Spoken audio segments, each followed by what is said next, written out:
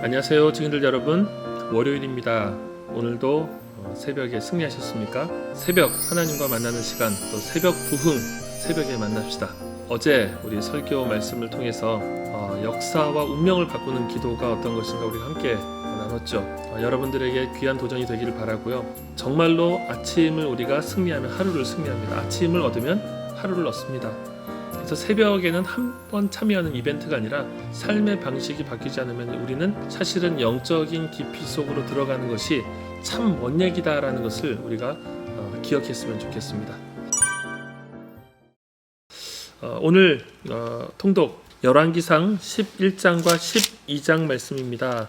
자, 솔로몬에 대한 이야기가 지금 계속 이어지고 있습니다. 자, 근데 제가 한번 이야기를 했었죠.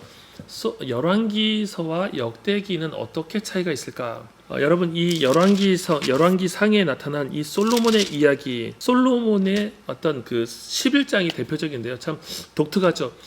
사무엘 하 11장이 다윗의 무너짐을 다루고 있는데요. 열왕기상 11장은 솔로몬의 무너짐을 다루고 있습니다. 물론 그 당시에는 절과 장이 없었던 성경이기 때문에 어떤 숫자적인 연관성을 찾을 필요는 없습니다. 중요한 것은 솔로몬도 무너지는 시기가 있었고 다윗도 무너지는 시기가 있었습니다. 그리고 거기서 조금 더 유관성을 찾는다고 한다면은 하나님께서 솔로몬을 찾아오셔서 그를 돌이키려고 하셨던 그런 과정들이 두 차례나 있었다라는 것입니다. 이것은 또 무엇과 좀 연관성을 짓게 하냐면요, 하나님께서 사울을 돌이키시는 과정에서도 사실 사울이 무너지는 결정적인 과정도 두 번이 있었죠.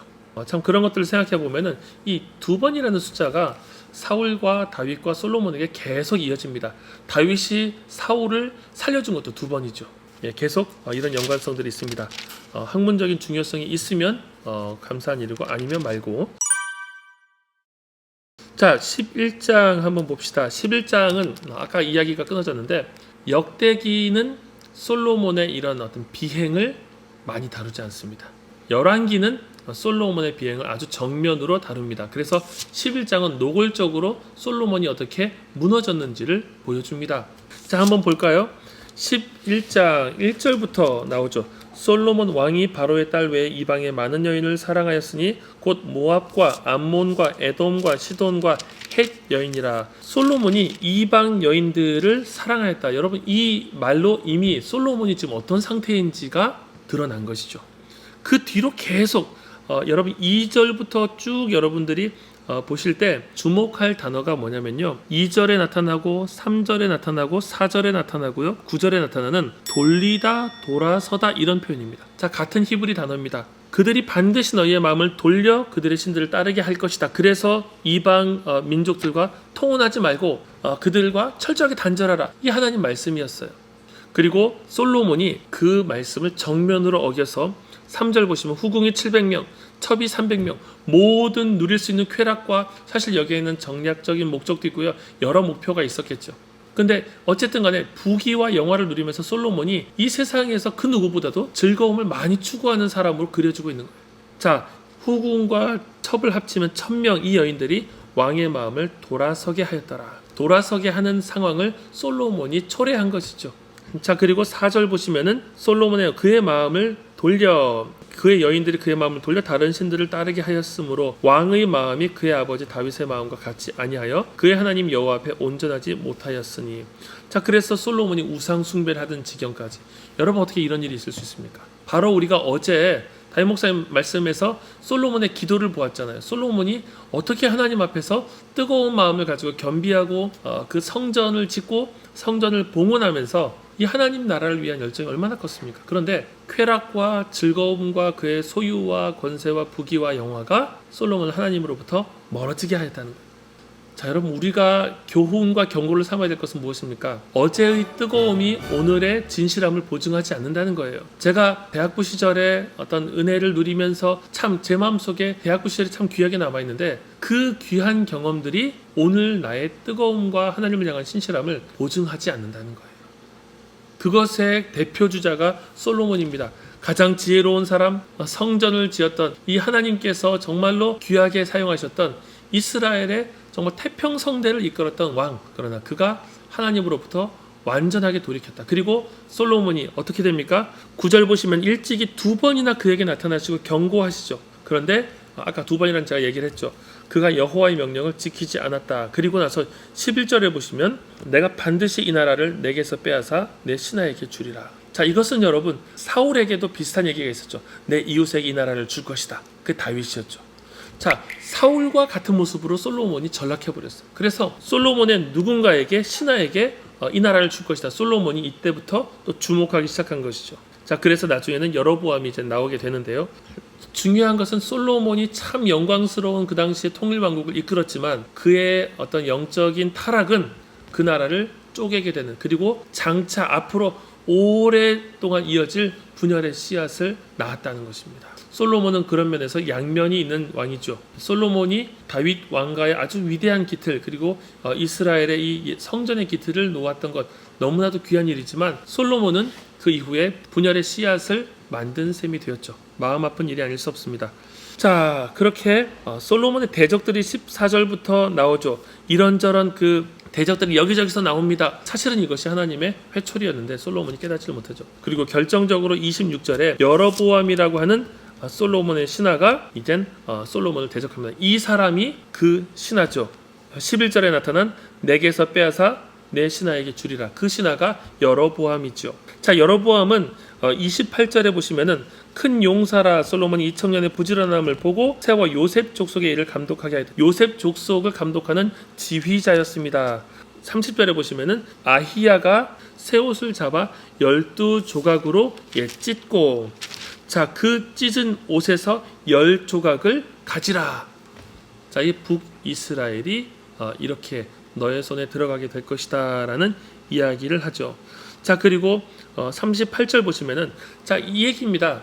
너가 장차 왕이 될 것이다. 북이스라엘을 다스리는 통치자가 될 것이다. 그 얘기를 하는 겁니다. 그런데 38절 보시면은 내가 만일 내가 명령한 모든 일에 순종하고 내 길로 행하며 내 눈에 합당한 일을 하며 내 종 다윗이 행한 같이 내 율례와 명령을 지키면 내가 너와 함께 있어 내가 다윗을 위하여 세운 것 같이 너를 위하여 견고한 집을 세우고 이스라엘을 내게 주리라. 자, 여로보암에게도 이 하나님께서 귀한 약속을 주신 겁니다. 너는 대체품이 아니라 너가 말씀을 잘 쫓으면은 이렇게 너에게 이 나라를 줄 것이다. 자, 그런데 사실 나중에 보시면 여로보암도 이렇게 따르지 않습니다.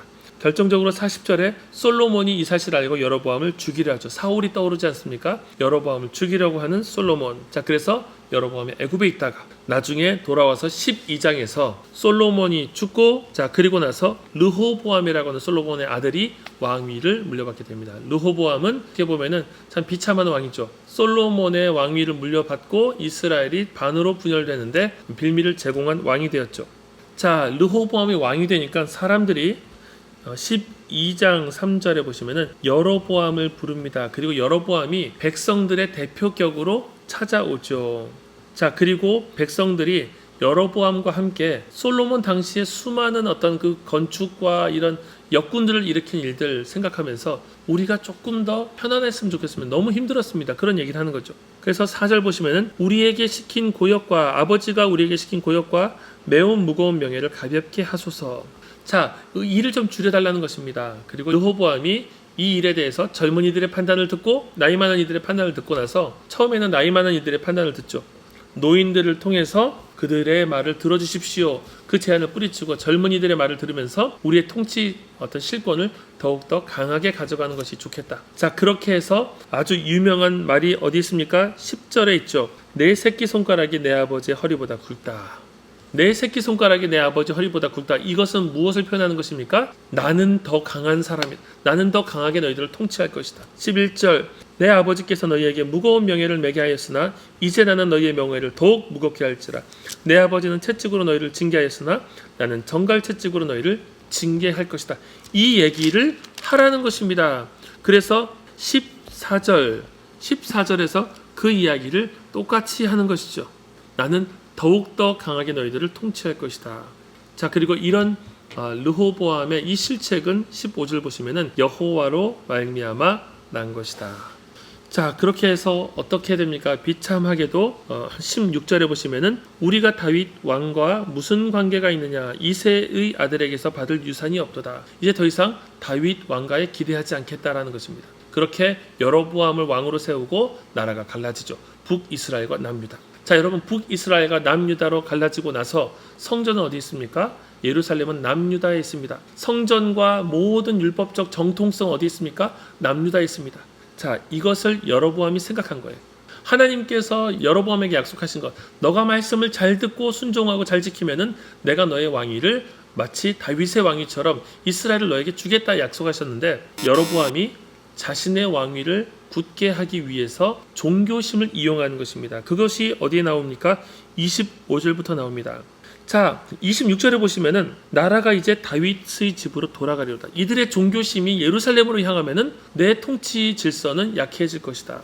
그래서 이 27절과 28절에 보시면은 두 금송아지를 만듭니다. 그리고 그것을 어디다 둡니까? 베델에 두고 하나는 단에 둡니다. 자, 너희들 예루살렘에 갈 필요가 없고 베델과 단에 있는, 베델이라고 하는 지역은 이스라엘의 어떤 북이스라엘의 중심 지역, 그리고 단은 제일 위쪽입니다. 자, 그래서 이 두 지역에다 두고 너희들이 이곳으로 가서 예배를 해라. 그리고 31절 산당들을 짓고 레위 자손 아닌 보통 백성으로 제사장을 삼고 8째 달 곧 그 달 15째 날로 절기를 마음대로 정하고 유다의 절기와 비슷하게 하고 대리 종교성을 충족하는 것입니다. 자, 이렇게 여로보암의 길, 이게 여로보암의 길, 뒤에 계속 나오는 여로보암의 실책입니다. 모든 왕들이 여로보암의 길로 갑니다. 여로보암이 한번 이렇게 잘못된 길을 내고 나니까 모든 북이스라엘 왕들이 그 길을 따라가요. 그래서 북이스라엘은 영적인 부흥이 일어날 수가 없는 제한적인 환경을 가지고 있었던 거죠. 수많은 선지자들이 일어났지만 북이스라엘은 돌아오지 않았습니다. 자, 여러분, 여로보암의 길, 자, 여러분, 이 공동체 선배들이 하나님을 경외하고 주님을 따르는 길을 어떻게 형성하는 것, 신앙의 어떤 그 자세를 어떻게 형성하는 것이 후배들과 이 공동체의 훗날의 모습을 형성한다는 것을 기억하시기 바랍니다. 그래서 우리가 이 시기에 기도하는 것, 말씀을 보는 것, 하나님을 따르는 삶의 방식을 만들어 살아가는 것, 정말로 신실한 주의 백성으로 우리의 중심을 주님 앞에 향하는 것, 이것이 증인들의 선배들의 길이 되고요. 그것이 우리 후배들에게 아름다운 교훈이 되겠죠. 여러분, 여로보암의 실책을 꼭 기억하시기 바랍니다. 오늘 통독은 여기서 마치도록 하겠습니다. 감사합니다.